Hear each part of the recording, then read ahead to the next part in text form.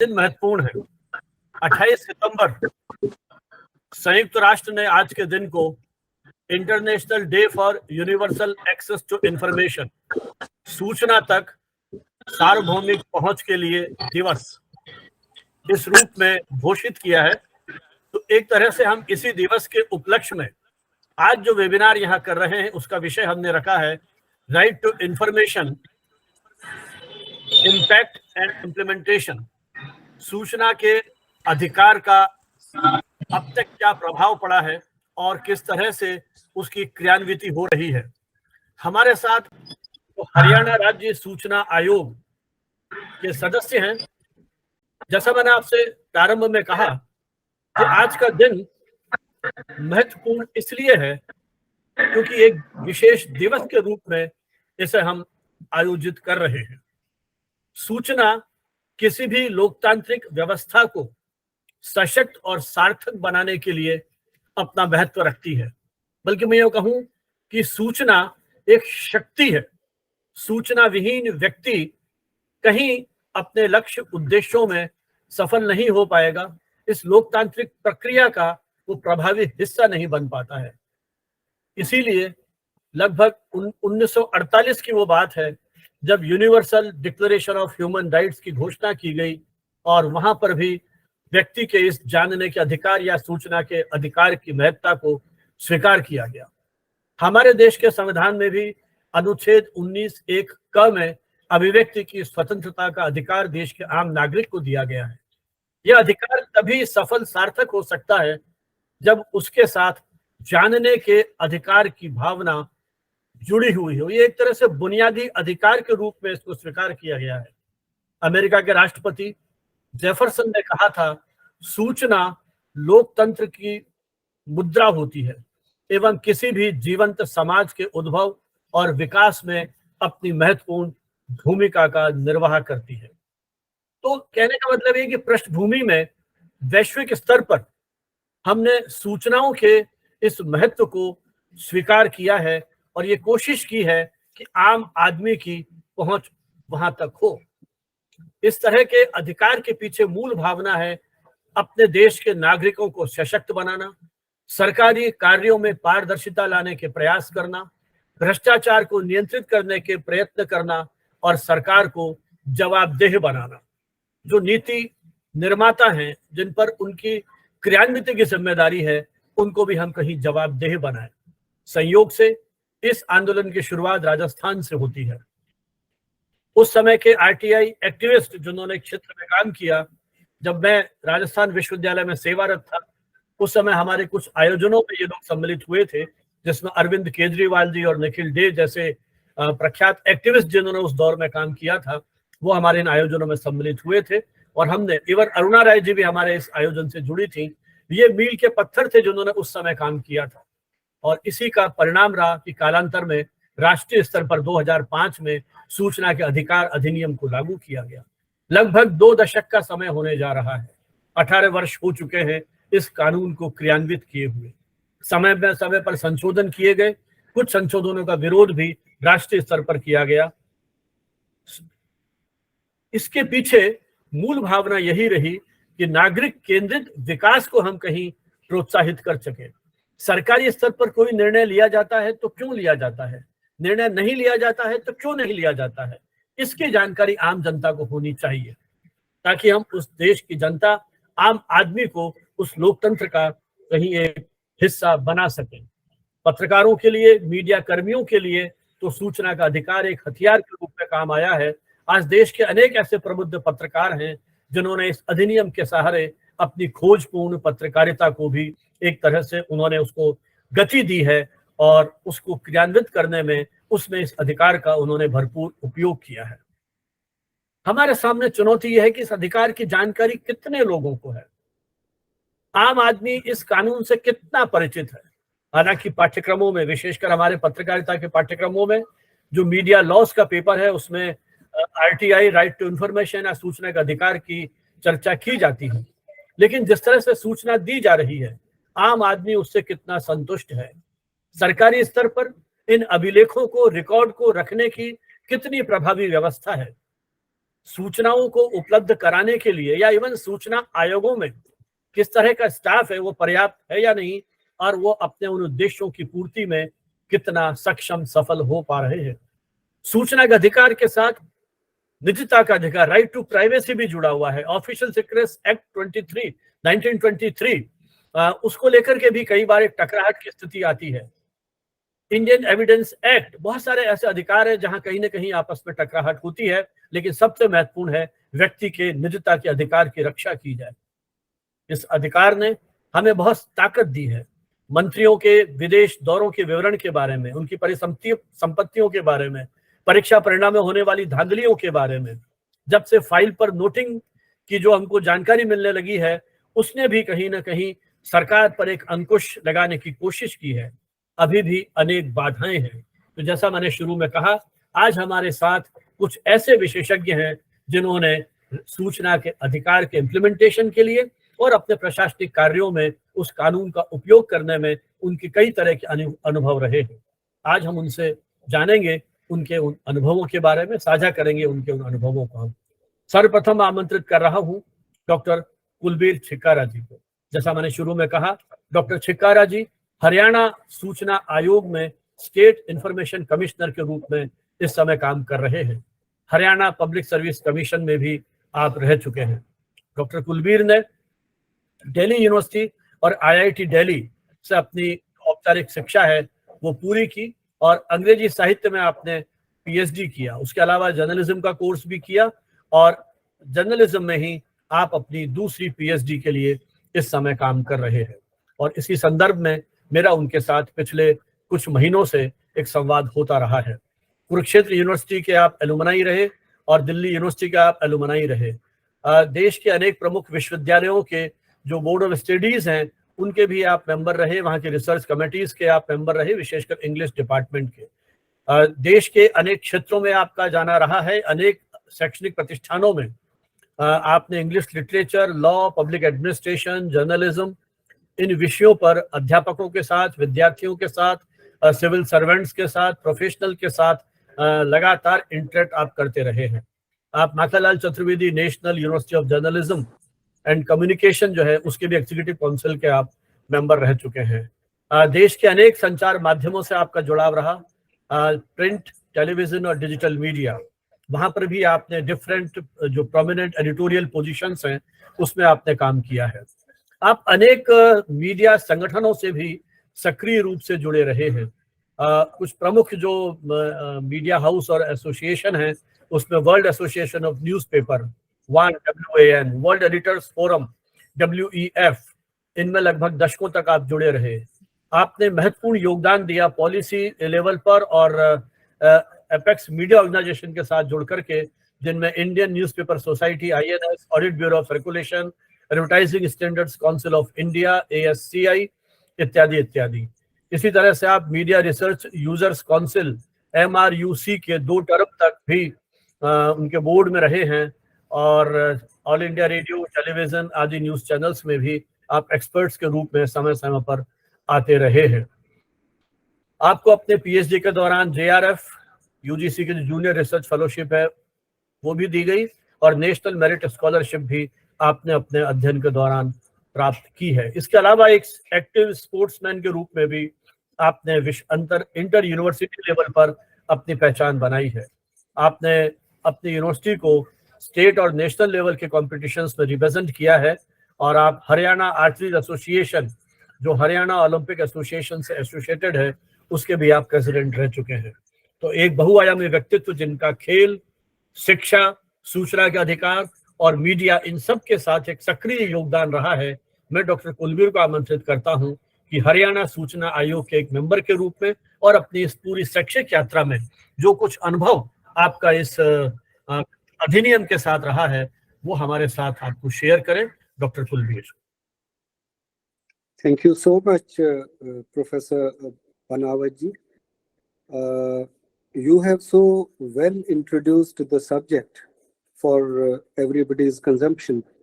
I hope I have been given a time of 15 minutes, Professor. जी sir, जी। So roughly I'll try to contain myself in that.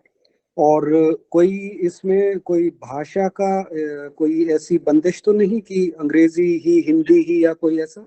जो convenient हो sir आपको, no जो problem. I should be able to communicate. That is my या first या या priority. या या So I'll very quickly rush through, my observations, and I'll begin by saying that Professor Bhanawat has so aptly summed up the whole thing. मुझे नहीं लगता कि जितनी बढ़िया इंट्रोडक्शन इन्होंने दी है, हम सब या तो चीजें रिपीट करेंगे या उनको किसी न किसी तरीके से कलुषित करेंगे, तो मेरा भी प्रयास उसी श्रेणी में माना जाए।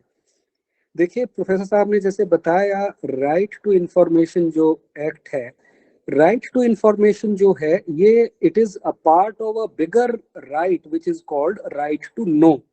तो जानने के अधिकार का ही एक छोटा हिस्सा है जिसको हम सूचना का अधिकार मानते हैं। तो ये जैसा पहले बताया गया कि आर्टिकल 19(1)(a) में हमारे संविधान में है ये, तो 19(1)(a) है right to freedom of speech and expression. आप कहेंगे कि right to freedom of speech and expression, तो ये इंफॉर्मेशन का कहाँ से राइट आ गया? तो इसमें अंडरलाइन फिलॉसफी ये है कि आप अपना बोलने का अधिकार तो तभी एक्सरसाइज करेंगे ना जब आपके पास सूचना होगी, कहने के लिए कुछ होगा। तो अगर वो सूचना ही नहीं है तो आप right to speech and expression का राइट आपका मीनिंगलेस है।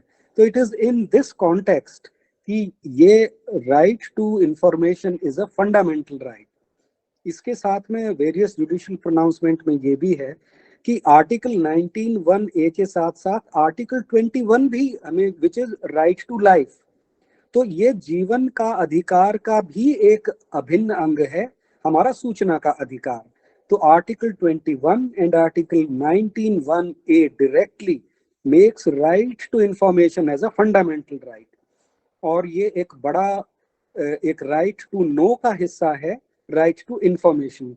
तो दुनिया भर में जैसा कि हम जानते हैं कि 1766 से जो ये जर्नी शुरू हुई स्वीडन से, तो 1990 तक अलग अलग नाम से लगभग दुनिया के 14 देशों में सूचना के अधिकार से जुड़े हुए कानून थे। 1990 के बाद जैसे ही ग्लोबलाइजेशन की इंटेंसिटी पर्टिकुलरली डेवलपिंग कंट्रीज में बढ़ी, तो 2010 तक लगभग 84-85 देशों के अंदर ये अधिकार आ गया। हमारे पास, जैसा कि प्रोफेसर साहब ने बताया कि 2005 को 12 अक्टूबर को ये एक्ट जैसे लागू हुआ, उसके बाद एक बड़ी एक ऊंची इसके साथ हमारा एक्सपेक्टेशंस थी। तो अगर मुझसे अगर आप एक वाक्य में पूछे कि इस पूरे एक्ट का योगदान क्या है, तो प्रोफेसर साहब and the other participant, I just make the single statement that enactment and operation of this RTI Act has led to democratization of all the organs of the state in varying degrees. इतना successful हुआ नहीं हुआ, वो कम से कम वो हम ये कहेंगे कि इन सभी ऑर्गन्स ऑफ स्टेट हैं, एग्जीक्यूटिव, लेजिस्लेचर एंड जुडिशरी, तीनों में एक डेमोक्रेटाइजेशन के प्रोसेस की शुरुआत हो गई। डेमोक्रेटाइजेशन किस मायने में? डेमोक्रेसी का मतलब है पार्टिसिपेटिव डेमोक्रेसी। हमारे संविधान ने हमें पार्लियामेंट्री फॉर्म ऑफ डेमोक्रेसी दी। अगर हम अपने पूरे इस देश के इतिहास पे नजर डालें, जो आजादी के बाद का अपना एक पॉलिटिकल हिस्ट्री, तो संविधान 1950 में आने के बाद which gave us parliamentary form of democracy, तो जो 72वां व 73वां अनुच्छेद है हमारा, उसने हमारी इस पार्लियामेंट्री डेमोक्रेसी को डिसेंट्रलाइज्ड डेमोक्रेसी बनाया, जिसके माध्यम से पंचायती राज और अर्बन लोकल बॉडीज आई। उसके बाद वर्ष 2005 को मैं इसलिए महत्वपूर्ण मानता हूं कि जो हमारी डिसेंट्रलाइज्ड डेमोक्रेसी थी वो पार्टिसिपेटिव डेमोक्रेसी बनी, और सही मायने में संविधान तो पहले भी था, लेकिन पार्टिसिपेटिव उस डेमोक्रेसी को बनाने के लिए, पार्लियामेंट्री डेमोक्रेसी को, उसमें मैं इस 2005 के एक्ट को एक महत्वपूर्ण एक्ट इसलिए मानता हूं।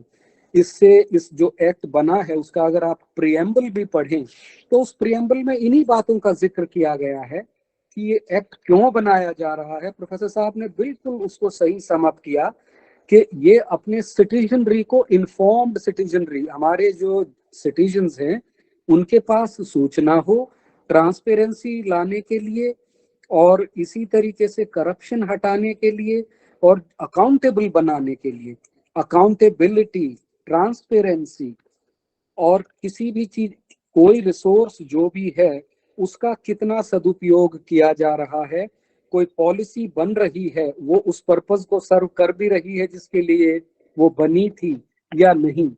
और डेमोक्रेसी का एक बहुत ही महत्वपूर्ण पहलू होता है डिबेट, डिस्कशन, पार्टिसिपेशन। तो इन सारी चीजों के लिए इंफॉर्मेशन एक बेसिक सोर्स है, इसीलिए इस एक्ट का ये महत्व हमारे लिए है। तो अब इस एक्ट का जो इम्पैक्ट क्या रहा, जो पहली बात कही, ये सक्सेसफुल था नहीं था वो एक अलग विषय है, उस पर भी हम आएंगे।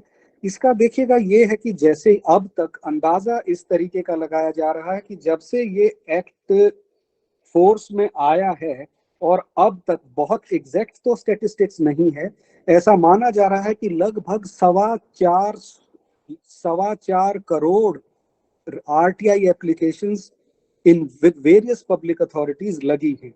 तो इसका एक तो आप मतलब समझेंगे कि कितनी सूचना मिली, कितनी सेटिस्फैक्टरी थी, क्या यूज हुआ नहीं हुआ। लेकिन ये इतनी तो एप्लीकेशन है 4.25 करोड़, और एक एक एप्लीकेशन में सूचना के बिंदु कई बार तो 10-10, 15-15, 20-20, 80-80 तक है। तो अगर आप उस मल्टीपल से लें तो 20 करोड़, 25 करोड़, 30 करोड़ सूचनाएं लोगों द्वारा मांगी गई है। तो कम से कम इसकी सक्सेस, इनिशियल सक्सेस, आप इसी बात से जांच सकते हैं कि लोग कहीं ना कहीं सूचना लेना चाह रहे थे लेकिन मिल नहीं रही थी, because we had a very strong colonial history. कि पहले तो ये कहता है राजा ने जो काम कर दिया, प्रजा को तो ये पूछने का हक है ही नहीं कि क्यों किया, कैसे किया, ये बात जानने का हक नहीं था। राइट टू इंफॉर्मेशन एक्ट आते ही लोगों को कि कितना बजट था, कहाँ आपने खर्च किया। I will tell you very professor, अभी कोविड में गवर्नमेंट ऑफ हरियाणा ने कोविड डेथ्स के लिए एक प्रोविजन किया कि उसके दाह संस्कार के लिए 1+4 की टीम बनाई और 2,000 रुपए प्रति व्यक्ति उसको देके, और सामग्री का अलग से खर्चा, ये लगभग 15 से 20,000 के बीच का था। एक RTI एक आदमी ने लगाई, ये कहा उसने CMO के यहाँ ये लगाई कि आपके यहाँ इस पीरियड में डेथ सर्टिफिकेट कितने इशू हुए वो बताइए। दूसरी तरफ म्युनिसिपल अथॉरिटी को ये लगाई कि आपने जो दाह संस्कार के लिए जो पेमेंट किया उसमें जो टीम बनी उनकी सूची दीजिएगा। तो उसका जब वो उसको नहीं मिली, वो मेरे पास जब अपील में आया, मैंने पूछा, उसको सूचना दिलवाई, तो उसका पर्पस जानने की कोशिश की तो उन्होंने बताया कि इस तरीके की बात हुई कि जिन आदमियों का दाह संस्कार किया गया है उनकी मृत्यु नहीं हुई है, कुछ ऐसे आदमी हैं। और ऐसा भी है कि जिनकी मृत्यु नहीं हुई उनका दाह संस्कार कर दिया, और जिनका दाह संस्कार किया उनकी मृत्यु नहीं हुई। इस तरीके की अनोमली को उनको उजागर करने के लिए उसने वो लगाए, एंड वेरी सक्सेसफुली उसने विजिलेंस को वो अपना केस भेजा। जनरली ये माना जाता है कि ये पढ़े लिखों के लिए ज्यादा इस्तेमाल होने वाला एक्ट है। तो मैं, डियर पार्टिसिपेंट्स, मैं हैरान रह गया कि पंचायत विभाग, जो कि लगभग ये माना जाता है कि either illiterate in most of the states, और इन हरियाणा मैट्रिक मैंडेटरी कर दी है, तो ये कम पढ़े लिखों का विभाग है। लेकिन आप हैरान रह जाएंगे कि लगभग 1/3 से ज्यादा RTI एप्लीकेशंस और अपील पंचायत विभाग की ही है। तो ये हैरान करने वाली बात ये है कि जिसको इसेंशियली एन एलिटिस्ट टूल मानते हैं वो वैसा नहीं है। पंचायतों में तो ये तय मानिएगा कि जब भी नई पंचायत बनेगी तो पिछली पंचायत से क्या सूचना मांगी जाएंगी। मुझे ये जबानी याद है कि इस पंचायत को केंद्र, राज्य व किसी अन्य सोर्स से कितनी ग्रांट मिली, क्या क्या विकास कार्य कराए, उसका मेजरमेंट बुक, उसके बिल पास किए हुए, पंचायत रेजोल्यूशन, 100 गज के जो प्लॉट काटे गए बेनिफिशियरी के नाम, और ये इस तरीके की बड़ी स्टैंडर्ड सी वो चीजें हैं। तो इसका मतलब ये तो तय मानिएगा कि हमारे यहाँ सूचना लेने वाले लोगों की तो कोई कमी है नहीं। इसीलिए जो पेंडेंसी भी है RTI अपील्स में और कॉम्प्लेंट्स में, लगभग अभी भी देश के इंफॉर्मेशन कमीशन में 3.25 लाख से ज्यादा तो केसेस सेकंड अपील में पेंडिंग है। तो मेरा बिंदु सिर्फ यही है कि सूचना का पर्याप्त लोगों ने इनिशियली तो बहुत ही उत्साह से और उसके बाद भी भरपूर इस्तेमाल किया है। कोविड जैसे वर्ष में, जबकि तकरीबन लोग, पूरी दुनिया स्टैंड स्टिल थी, मैं हैरान रह गया ये बात जान के कि वर्ष 2020-21 जो कि सबसे ज्यादा प्रभावित वर्ष था, उसमें भी लगभग 13 लाख से भी ज्यादा आरटीआई एप्लीकेशंस लोगों ने लगाई उन दिनों में। औसतन लोगों का ये भी कहना है लगभग 50 लाख आरटीआई एप्लीकेशंस हिंदुस्तान में प्रतिवर्ष लग रही है। तो इसीलिए ये जो एक्ट है, लोगों ने इसका बिल्कुल एक पूरे तरीके से इस्तेमाल किया है। और तीनों ऑर्गन्स हैं, लेजिस्लेचर, एग्जीक्यूटिव और जुडिशरी। जनरली हम ये मानते हैं कि आरटीआई एक्ट है, इसका मतलब सिर्फ ब्यूरोक्रेसी से, गवर्नमेंट ऑफिस से भी है। ऐसा नहीं है। इस एक्ट का आप इवन सुप्रीम कोर्ट ने तो खुद को भी खोल दिया है उसके लिए। आप लेजिस्लेचर के अगेंस्ट या उनके जुड़े हुए मामले भी आप अपना ले सकते हैं, अपने सामने ला सकते हैं। तो इसका इम्पैक्ट, मैं ये कहूं कि प्रशासन पूरा पारदर्शी हो गया है, करप्शन खत्म हो गया है, अकाउंटेबिलिटी फिक्स हो गई है, तो बात सही नहीं रहेगी। लेकिन हमें कहीं तो शुरुआत करनी थी। उसके लिए इस एक्ट को कम से कम initially, I call it a good success, a good step forward. समस्या सिर्फ इस तरीके की रही थी कि जब कानून बनता है, दो तरह के कानून रहते हैं मेरी समझ में। एक तो इस तरीके के कानून जिसको समाज को बहुत एक मुखर रूप से जिन चीजों की आवश्यकता रहती है, for example anti dowry law, ये एक समाज की बड़ी मुखर आवश्यकता थी। और for example atrocities against scheduled caste and scheduled tribe, इसकी समाज आवश्यकता महसूस कर रहा था। उसका मिसयूज हुआ, प्रॉपर यूज नहीं हुआ, वो एक अलग बात है। तो राइट टू इंफॉर्मेशन अनफॉर्चुनेटली उस तरीके का एक्ट नहीं था जिसको समाज बहुत मुखर रूप से मांग रहा था। तो कुछ लोग ये भी कहते हैं कि जिस तरीके की इंडियन सोसाइटी है उसको प्री मैच्योर आपने ये हथियार दे दिया, इसलिए उनका इसका इस्तेमाल करना नहीं आया। इसीलिए professional RTI activist, blackmailers and उस तरीके के लोग इसमें घुस गए हैं। तो मेरा ये मानना है कि देखो, मिसयूज तो किसी भी एक्ट का हो सकता है। So you cannot throw the baby along with bath water. आपको एक किसी में कुछ कमी है तो आप उसके प्रोसीजरली उनको आप करेक्ट कीजिए। फॉर एग्जाम्पल, ऐसे आदमी हैं जो एक महीने में 150, 200, एक यूनिवर्सिटी के प्रोफेसर ने एक महीने के अंदर लगभग 450 आरटीआई एप्लीकेशंस लगा रखी थी। जब उनके वाइस चांसलर से अनौपचारिक बात की गई तो उन्होंने उनका कहा कि आदमी पढ़ा भी रहा है, क्लास ले भी रहा है, एक आरटीआई तैयार करने में अगर आधा घंटा भी लगा तो क्या उसने इतने घंटे लगा दिए? तो इस तरीके के देखो, प्रोसीजरली चीजों को गवर्न एडमिनिस्टर करने की आवश्यकता है। एक्ट पर्याप्त रूप से इसने अपना एक पर्पस जो है वो बिल्कुल सही सर्व किया है। और इसने एक रिकैलिब्रेट किए हैं relationship between the governed and those who are governing them. और पहला एक ऐसा एक्ट है कि 50 पैसे के एक कागज पे आप जिससे जितनी सूचना मांगना चाहें मांग सकते हैं, और सामने वाला, उसकी जो भी लिमिटेशन हो वो भी एक अलग विषय है। लेकिन कितने पहले इस तरीके के हमें इंस्टीट्यूशनलाइज्ड अपॉर्चुनिटीज पहले थी? बिल्कुल नहीं थी। तो उस नाते इस एक्ट को I find it reasonably good piece of legislation. बाकी देखो, कुछ चीजों में तो ऐसा है कि ये एक्ट रिस्ट्रिक्टिव, ये एक्ट खुद में ही ऐसी प्रतिबंध लगा दिए थे। आप इन ऑर्गेनाइजेशन की सूचना नहीं मांग सकते, डीआरआई की नहीं मांग सकते, cabinet papers and so on, वो लिस्ट है पूरी। वो तो इस defence, for example national security etcetera. उसके अलावा भी जिस तरीके से इनिशियल मिसयूज हुआ, उसमें अलग अलग जुडिशियल प्रोनाउंसमेंट्स के through supreme court and high court and also through various in state information commissions, तो उनसे भी कुछ रिस्ट्रिक्शंस आई। एक दो रिस्ट्रिक्शन की मैं बात करता हूँ। एक महत्वपूर्ण केस था सीबीएसई वर्सेस बंदोपाध्याय।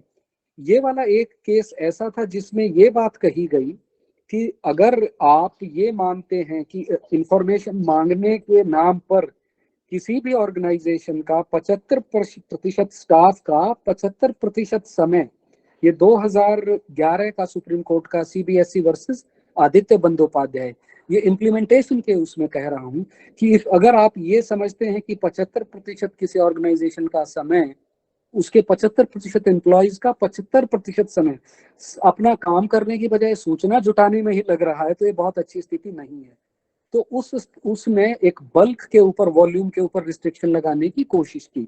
हालांकि ये it's a matter of interpretation कि क्या ये कैसे कहेंगे कि 75% पूरी हो गई है या नहीं, लेकिन ये जब ही लगा था जब कोई professional RTI, particularly persons with immoral intention, वो लोग इस प्रोफेशन में घुसने लगे।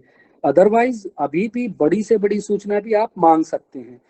दो विशेष ऐसे बिंदु हैं जो कि कंटेंशियस हैं, जो एक्ट में भी हैं और जिसके ऊपर प्रोनाउंसमेंट्स भी हैं, वो क्विकली मैं आपके ध्यान में लगाना चाहूँ क्योंकि इसके इम्प्लीमेंटेशन से जुड़ा है।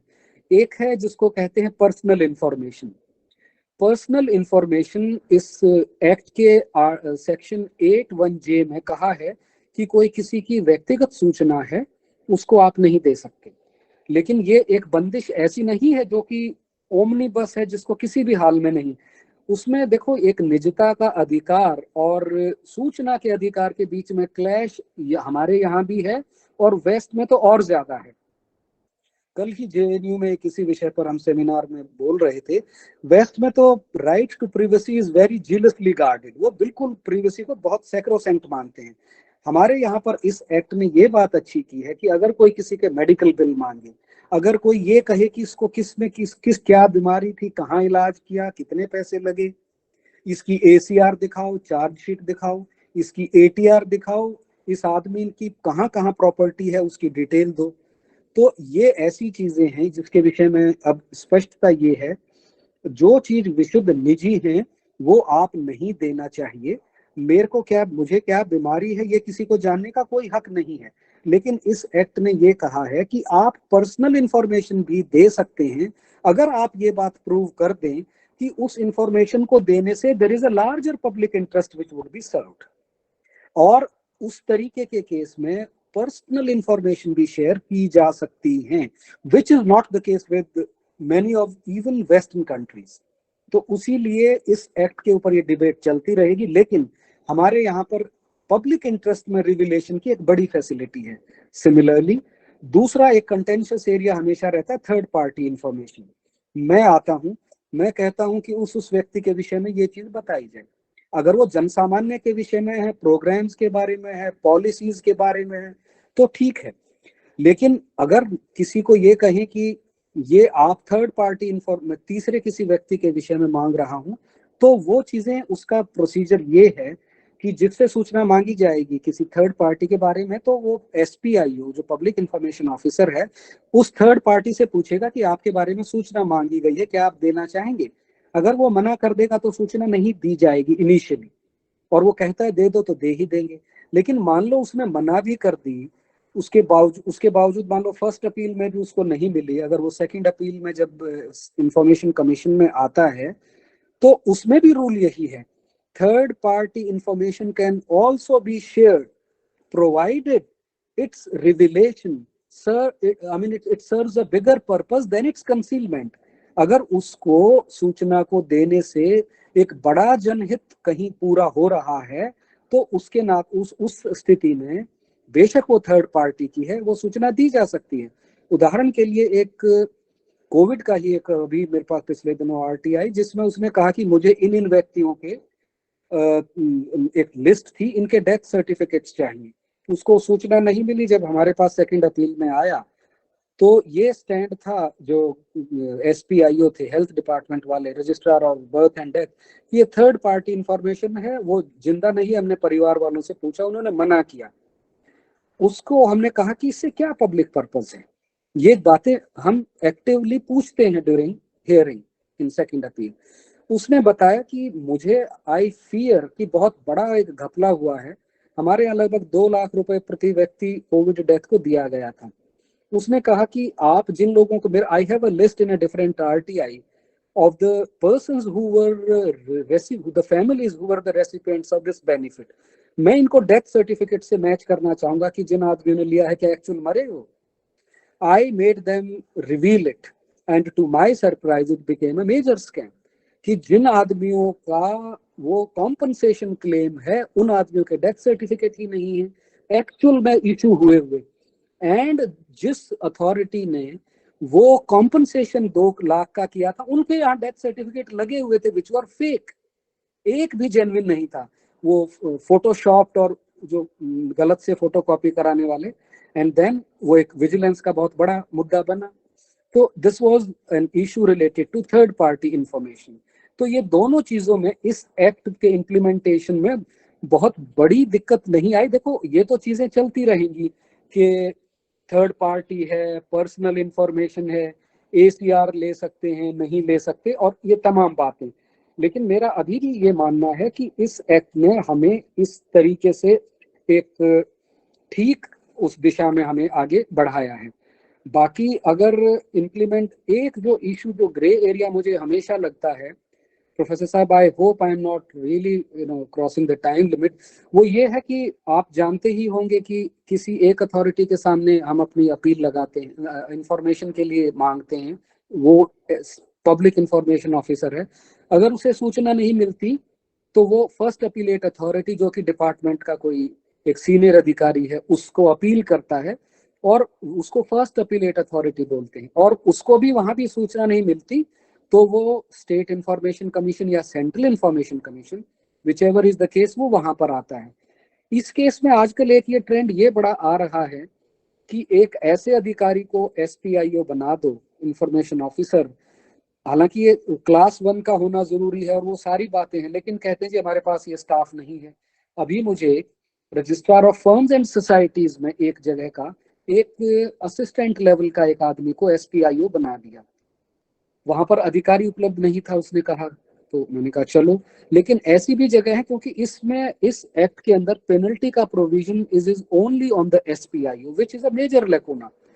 अब एसपीआईओ अगर कोई इंफॉर्मेशन नहीं मिलती तो मुझे कॉम्पनसेशन दिलवाना है, वो भी एसपीआईओ से दिलवाऊंगा, पेनल्टी लगानी है वो भी एसपीआईओ को पेनल्टी लगेगी, disciplinary action under service rule और वो सारी चीजें एसपीआईओ को। तो ऐसा एक इस तरीके की प्रवृत्ति चली है कि अपने डिपार्टमेंट में एक आदमी को स्पेयर कर लो पंचायती तरीके से कि भाई you have to bear the brunt of everybody, which is not healthy. तो वो फिर ऐसे ढीठ एसपीआईओ आते हैं कि जी मेरा तो काम ही है, हम तो चंदा उगा के चाहे पर्सनल दें, बट वी वोंट, मतलब जो है वो है। सो उसमें दूसरी बात ये कि जो फर्स्ट अपीलेट अथॉरिटी है उसके, वो जनरली चीजों को डिसाइड ही नहीं करते, उनके लिए एक टाइम लिमिट दिया हुआ होता है कि आप 45 दिन में फर्स्ट अपील डिसाइड करें।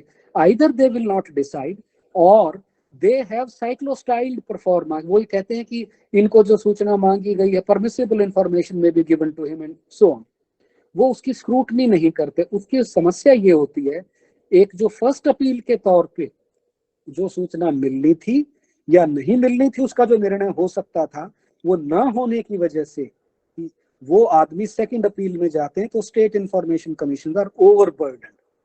तो अब हम फर्स्ट अपीलेट अथॉरिटी को पेनलाइज नहीं कर सकते, उसका हमने हालांकि रास्ता निकालना शुरू किया है। We write to the head of the department saying that you have an inefficient first appellate authority whose efficiency has led to not only delaying and denial of information to the information seeker, it has also wasted the resources of the state public service commission.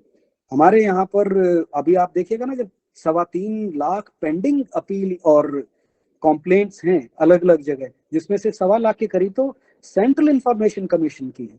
तो उस स्थिति में ये एक अच्छी, वो अगर first appellate authority अपना काम सही करती है तो निश्चित रूप से एक समय पे इंफॉर्मेशन सीकर को मिलेगी, एंड स्टेट इंफॉर्मेशन कमीशन और central information commission they not be overburden.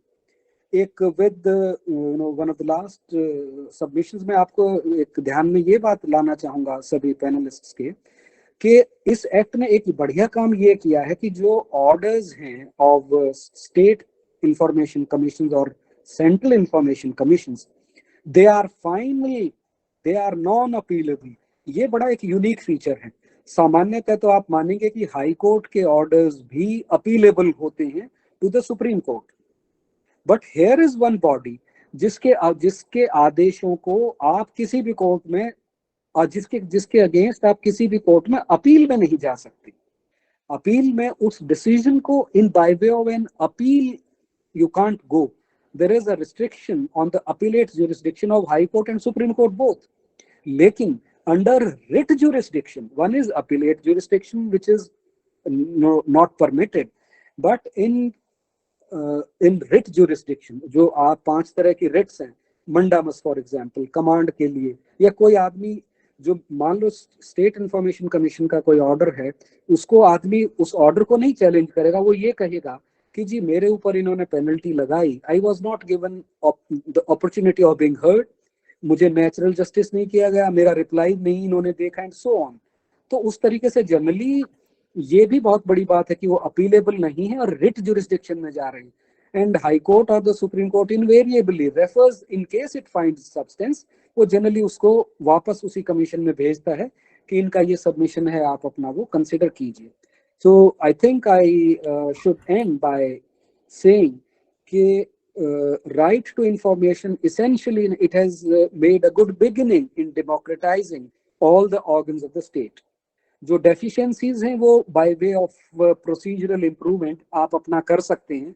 For example, there may be a restriction on the number of RTI filed by a person during a month or an year, या ऐसे आदमी हैं, ये भी मुझे professor साहब में हैरान रह गया, एक आदमी सेम इंफॉर्मेशन मांगता है, एक उसको 10 जगह से वो चीफ सेक्रेटरी को लिखेगा, एसीएस टू द डिपार्टमेंट को भी लिखेगा, डीजी को भी लिखेगा, डीसी को भी लिखेगा, होता है सेम इंफॉर्मेशन, मांग रहा है to various authorities, and every authority gets engaged in procuring that information जहां से भी मिल रही है. This is one. Seeking same information from multiple sources, and also वो आदमी एक इंफॉर्मेशन को आज भी मांग रहा है, 4 दिन बाद भी मांगेगा. वो फिर ये करते हैं लोग कि हम देखते हैं कि कॉन्ट्राडिक्शंस क्या हैं इनकी इंफॉर्मेशन में, is it the same. And also आदमी जैसे अब ये आया कुछ जगह, पंजाब फॉर एग्जांपल, उन्होंने कुछ लोगों को ब्लैक लिस्ट किया, those who were found to be blackmailers. तो क्या हुआ, अपेरेंटली ये भी ठीक लगता है किया जा सकता है, बट उसमें क्या, जिसका काम ही है वो अपना नहीं अपनी बीवी के नाम से एप्लीकेशन लगा देगा, एंड सो ऑन. तो देखो ये तो एक डायनेमिक एनवायरनमेंट है, वो this will keep on going, but well, it has made a wonderful beginning in democratizing all the organs of the government. बाकी प्रॉब्लम है तो वो हम अपना सॉल्यूशन करें. बाकी अगर ये कहें कि आरटीआई आ गया तो बाकी सारी इल्स ऑफ द डेमोक्रेसी वो एड्रेस हो जाएंगी, वो बात तो खैर किसी भी एक्ट में नहीं हो सकती. वो तो अगर और कमियों की जहां तक बात है, या अवेयरनेस की एक पॉइंट ये आया था कि कितने लोगों को पता है आरटीआई एक्ट है. तो मेरा सवाल ये रहता है कि चलो आरटीआई का तो हो सकता है पता भी हो, कितने लोगों को ये पता है कि देश में संविधान है, कितने लोगों को प्रियम्बल याद है, कितने लोगों को उसकी स्पिरिट याद है, वो तो शायद उससे भी कम लोगों को याद होगी. तो does it mean we should reject और abandon constitution as a document which guides our socio political economic life? For sure no. तो इसी हाँ, ये मेरा एक भय जरूर रहता है प्रोफेसर भानावत की, देखो ये एक हमें right to information, right to know जो दे रहे हैं, ये कहीं ऐसा ना हो जाए, ये हमारा फंडामेंटल राइट भी है. It has been acknowledged. In fact 1975 में राजनारायण का जो सुप्रीम कोर्ट का केस इंदिरा गांधी के केस में आया था, उसमें बड़ा कैटेगोरिकली पहली बार कहा था कि right to information is a fundamental right. तो फंडामेंटल होने के बावजूद देखो, फंडामेंटल राइट तो right to clean water, right to pure air ये भी है, बट क्या हमें पीने, देखो जिस देश में अभी भी हम ये नहीं कह सकते कि हमारी पूरी जनसंख्या को स्वच्छ पीने का जल मिल रहा है या बिल्कुल एकदम साफ हवा मिल रही है, उस केस में हम ये कहें कि वो करप्शन फ्री हो जाए और 100% ट्रांसपेरेंस हो जाए, तो perhaps we would be too ambitious. And I fear कि इसके साथ, इस एक्ट के साथ भी वैसा ना हो जाए. लेकिन इन सारी चीजों में पहली बार कोई उंगली उठा सकता है on the basis of the information given, और किसी भी आप पीएमओ की आप लगाइए आरटीआई आपको मिलेंगी, आप किसी और अथॉरिटी की लगाइए. अब ये वाला एक राइट मिलना, I find it as a major development, as a major way forward. बाकी जिस तरीके से ये जो मेरी ऑब्जर्वेशन थी कि perhaps it came slightly early in the day, citizenry wasn't as mature to handle it as an enabling piece of legislation. वो जैसे जैसे हम और मैच्योर होंगे इसका और प्रॉफिटेबल यूज करेंगे, और जो ये so called professional RTI activist और blackmailers, obviously they'll be pushed to the sideline. I'm really thankful to Professor Saab and rest of the panelists for giving me such a patient audience. Thank you so much. चलिए, बहुत बहुत धन्यवाद doctor Kulveer जी। आपने अपने उन अनुभवों के आधार पर अनेक उदाहरण देते हुए सूचना के अधिकार अधिनियम के बहुत सारी व्यावहारिक चुनौतियों के संदर्भ में जानकारी दी। और ये महत्वपूर्ण बात है कि लगभग 4-4.25 करोड़ एप्लीकेशंस के माध्यम से लगभग 30 करोड़ प्रश्न आम आदमी विभिन्न संस्थाओं से पूछ रहा है। मैं तो सोच रहा था कि शायद हमारी संसद और विधानसभाओं में भी इतने सवाल नहीं पूछे जाते होंगे जो पब्लिक की ग्रीवेंसेस और चुनौतियां हैं। तो निश्चय ही उन सारी चुनौतियों के बीच ये अधिकार उन लोकतांत्रिक प्रक्रियाओं को शुरू करने में एक तरह से वरदान साबित हुआ है। और जैसे जैसे मैच्योरिटी आएगी, परिपक्वता आएगी देश की आम जनता में, कहीं इसकी प्रभावशीलता को हम और अधिक प्रभावी ढंग से देख और समझ पाएंगे। चलिए अब हम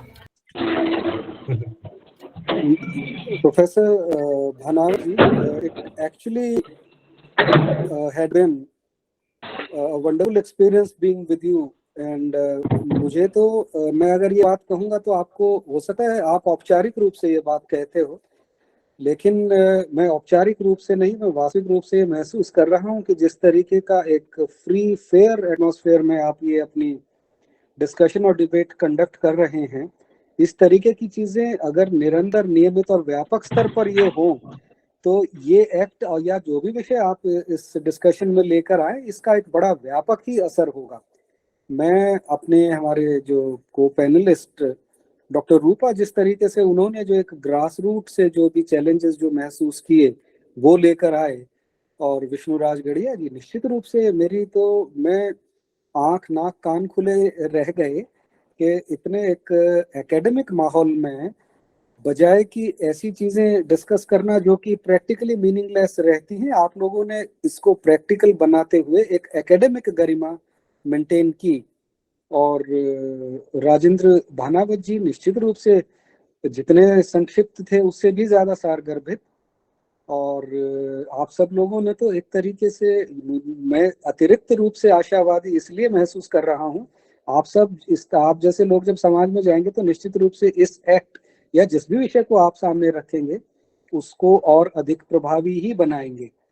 और अलग अलग विषय जो आए, वसूली का एक विषय आया था कि वसूली, फाइन लगा दिया, वसूली क्यों नहीं हो रही, इस इशू को अलग अलग जगह एड्रेस कर रही हैं।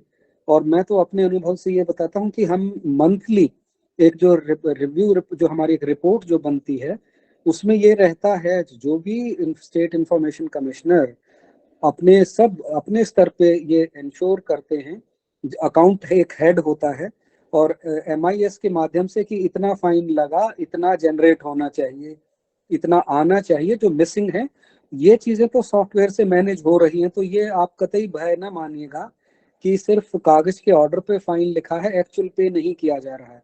इनफैक्ट कुछ केसेस में तो इवन कॉम्पनसेशन भी लगा है, कॉम्पनसेशन भी दिया जा रहा है। और ये बड़ा एक रोचक विषय है कि कुछ केसेस में लोग सोचते हैं कि पेनल्टी, एक होता है पेनल्टी इस एक्ट के तहत और एक कॉम्पनसेशन। तो लोग सोचते पेनल्टी मैक्सिमम 25,000 है और इसी तरीके से आप कॉम्पनसेशन भी दिया जा सकता है जिसकी कोई सीमा उस तरीके की नहीं है।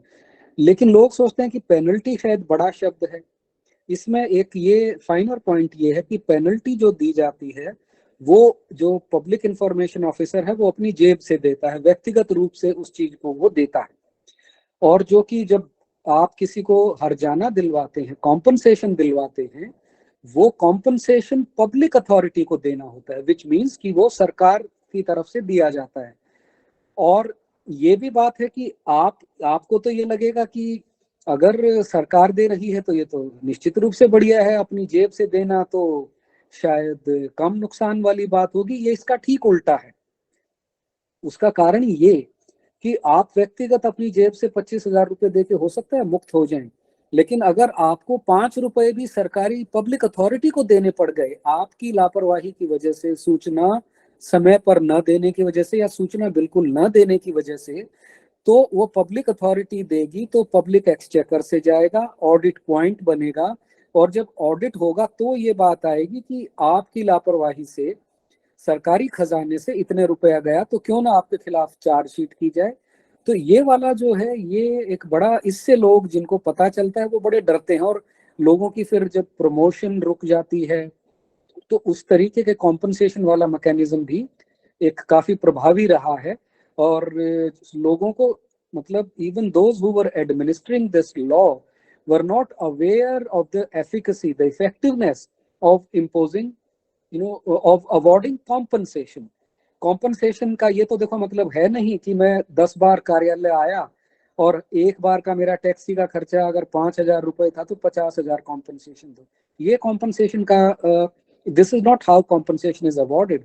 कॉम्पनसेशन का ये है कि ये जो सूचना इन्हें देर से मिली, उस कारण कोई इनका ऐसा नुकसान हुआ हो तो उसका एक कोई रफ एस्टिमेट करते हुए आप कॉम्पनसेशन दे सकते हैं। और compensation and penalty can be awarded concurrently. एक ही केस में आप पेनल्टी भी लगा सकते हैं और कॉम्पनसेशन भी दे सकते हैं। तो ये भी विषय है। और डिसिप्लिनरी एक्शन, देखो सरकारी जो एसपीआईओज हैं वो डरते हैं कि मेरे करियर का क्या होगा।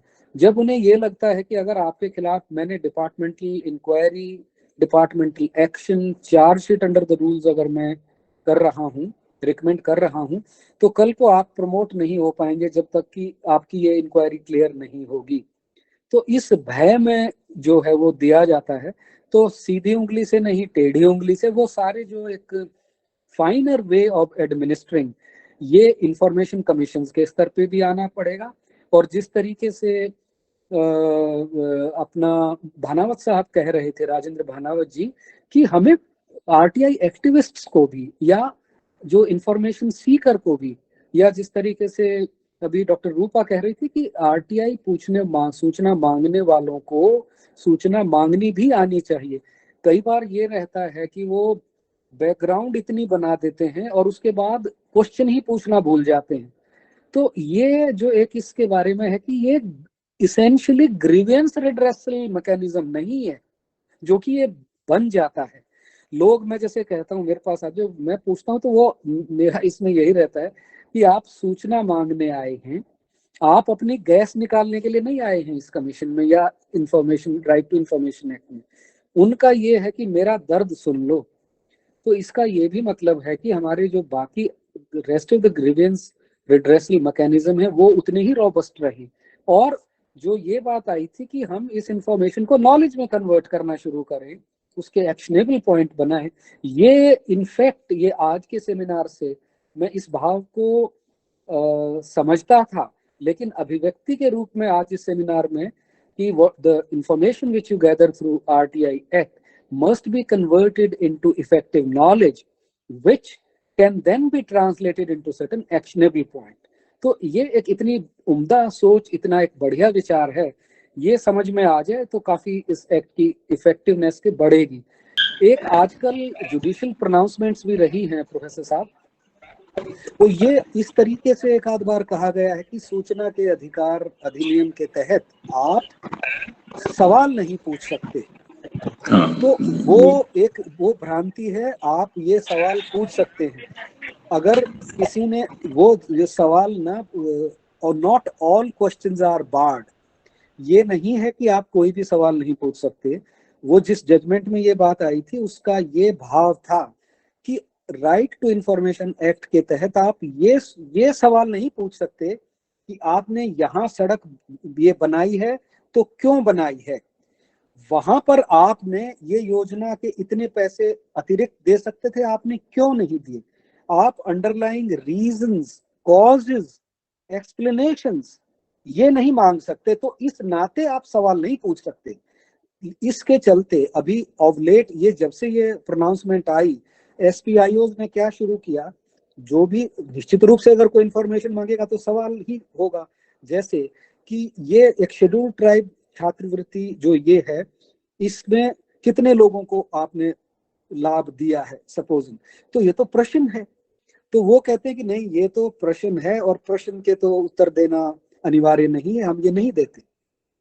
तो इसीलिए ये वाला भी एक भ्रम नहीं रहे कि सवाल नहीं पूछे जा सकते। आप ऐसे सवाल नहीं पूछे जा सकते जिसमें किसी काम के करने का कारण, क्यों किया क्यों नहीं किया, एक्सप्लेन करो। ये वाला एक बिंदु मैं जरूर बताना चाहूंगा। बाकी जो एक ये सतत लड़ाई है, ये एक बहुत ही अच्छी बात है, और जो एक हम सब का एक अलग अलग समय इस आज की संगोष्ठी में जो एक व्यू आया कि 2005 के बाद इसका लगभग आप मानिए 5-7 साल बड़ा एग्रेसिवली यूज किया गया ये एक्ट। बीच में अलग अलग कारणों से, जैसे एक पैनलिस्ट ने कहा कि इसकी धार कहीं ना कहीं इट गॉट ब्लंट। तो अब there is a need to build up the second wave of RTI act, और इसका रिव्यू इस सेंस में कि अब देखो आपका मिसयूज अगर कहा जाए वो भी आपने देख लिया है, इसका जो और कोई ऐसे जो प्रैक्टिकल प्रोसीजरल चेंजेस लेकर आने वाली बात है वो भी देख ली है। फर्स्ट अपीलेट अथॉरिटी वो भी आपने बात देख ली है। आपने ये भी देख लिया है कि एसपीआईओ किस स्तर का अधिकारी बने, वो अगर नहीं है तो वो भी बातें आपने देख ली है। फी की भी बात देख ली है। एक जो ये विषय आया कि second appeal which is decided at the level of information commissions, उसमें अगर समय की कोई सीमा नहीं है वो भी आपने देख लिया है। तो अब हमारे पास एक पर्याप्त अनुभव है, तो इसको हम उस तरीके के अगर कोई लेजिस्लेटिव चेंजेस की जरूरत है तो वो भी किया जाए। और अब ये जो अब सुधार आए वो एक्टिविस्ट की बजाय वो एक लोगों के माध्यम से आए। 2005 का एक्ट अपने राजस्थान के साथियों से बेहतर कौन जानेगा कि इसेंशियल एक्टिविस्ट ड्रिवन था, as against certain other acts which I mentioned. तो अब एक जनरल नॉर्मली एक सिटीजनरी, कॉमन सिटीजनरी एक इस तरीके से एक अपना मुहिम चलाए कि we make the relevant required procedural changes in the act and can then build up this second wave of active, productive, fruitful use of the RTI Act. So my sincere thanks to all the panelists, और जो जितने ज्यादा मुझे young लगे वो उतने ही ज्यादा प्रभावी भी लगे। एंड मैं बिल्कुल एक बार फिर रिपीट कर रहा हूँ professor Sanjay Bhanawat ji, thanking you for providing me this opportunity of being with you is certainly much more than merely a formal rhetoric from my side. Thank you so much. तो देखिएगा इसमें थोड़ा सा एक बिंदु ये भी है कि डिजिटाइजेशन सेंट्रल इंफॉर्मेशन कमीशन से शुरू होके लगभग 11 स्टेट में एट वेरियस स्टेजेस है। ये ट्रैक करना whether the penalty was deposited and whether the compensation was deposited, ये काम तो बहुत आसान हो जाएगा। बाकी मैं आपको रफ एस्टिमेट देता हूँ, कॉम्पनसेशन के cases they are not in 100,000 पार किए हुए मिलेंगे। और फर्क यही है जो मैंने बताया, compensation is being given, payment of compensation is made by court, by public authority, which means the concerned department. By the government, and whereas the penalty it is paid by the individual SPIO, which means essentially from one's pocket. उसको वो 25,000 अपनी जेब से देना नहीं चुभेगा, उसको ये चुभेगा कि मैं 5 रुपए का कॉम्पनसेशन भी अगर दे दिया, और वो 5 रुपए का कॉम्पनसेशन जब ऑडिट में आए, जेब से एक पैसा देना नहीं चाहता सरकार की तरफ से, कितना भी दे दे बोले वो, ये उल्टा है। कई बार ये भी है, दोनों बातें हैं क्या आप बोले, उसमें है बहुत implications. But I think it was very nice to hear you. और आपने किया तो अंग्रेजी में पढ़ाई, लेकिन हिंदी आपकी बहुत अच्छी है। आपको बहुत बधाई इस बात के लिए, कुलबीर जी को खास तौर से। आप बताया अंग्रेजी के प्रोफेसर रहे हैं, लेकिन अंग्रेजी में किया PhD वगैरह, बहुत अच्छा है। आपको सुनने में बहुत अच्छा लगा। Sanjeev ji, thank you very much. Bhanawat ji जैसे गुरुओं का संसर्ग समय पर मिल गया जीवन में।